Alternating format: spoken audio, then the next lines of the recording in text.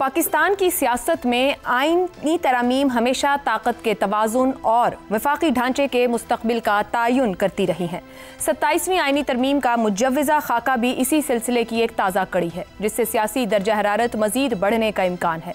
सवाल यह है कि क्या पाकिस्तान पीपल्स पार्टी, जो 18वीं आईनी तरमीम को अपनी बड़ी कामयाबी करार देती है, अब इख्तियारात की वापसी पर रजामंद होगी? वज़ीर आज़म शहबाज शरीफ की क़यादत में नून लीग के वफ़द ने सदर आसिफ अली ज़रदारी और चेयरमैन बिलावल भुट्टो ज़रदारी से मुलाकात करके 27वीं आईनी तरमीम की मंजूरी में हिमायत मांगी है।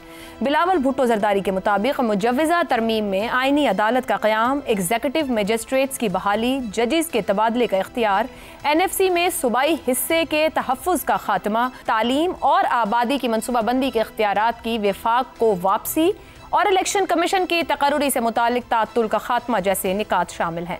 ये तजावीज़ जाहिर करती हैं कि हुकूमत एक बार फिर वफाकी और सूबाई ताकत के तवाज़ुन को तब्दील करने की कोशिश कर रही है।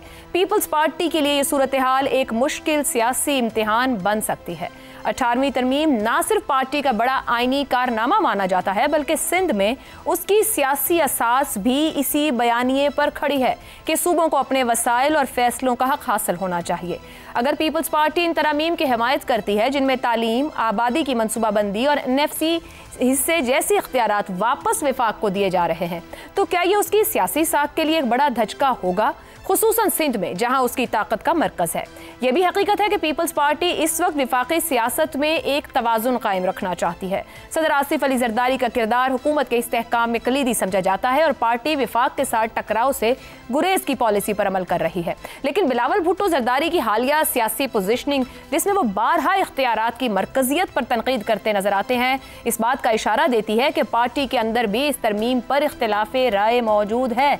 पीपल्स पार्टी की सेंट्रल एग्जीक्यूटिव कमेटी का इजलास सदर आसिफ ज़रदारी की दोहा से वापसी पर तलब कर लिया गया है, जहां बाज़ाब्ता फैसला किया जाएगा। मगर उसूली तौर पर देखा जाए तो क्या 18वीं तरमीम की रूह के बरक्स किसी तरमीम की हिमायत पार्टी के नजरियाती तसलसल से मुतसादिम हो सकती है? अगर पीपल्स पार्टी इस तरमीम की हिमायत करती है, तो क्या ये उसके सूबाई बयानिए और तारीखी आईनी मौक़िफ़ से एक वाज़े इन्हिराफ तसव्वुर किया जाएगा? ऐसे में बड़ा सवाल यही है कि क्या पीपल्स पार्टी इस तरमीम के लिए हुकूमत करेगी, और अगर करेगी तो इस हिमायत के एवज़ इस निज़ाम ने अपने लिए और क्या कुछ लेगी?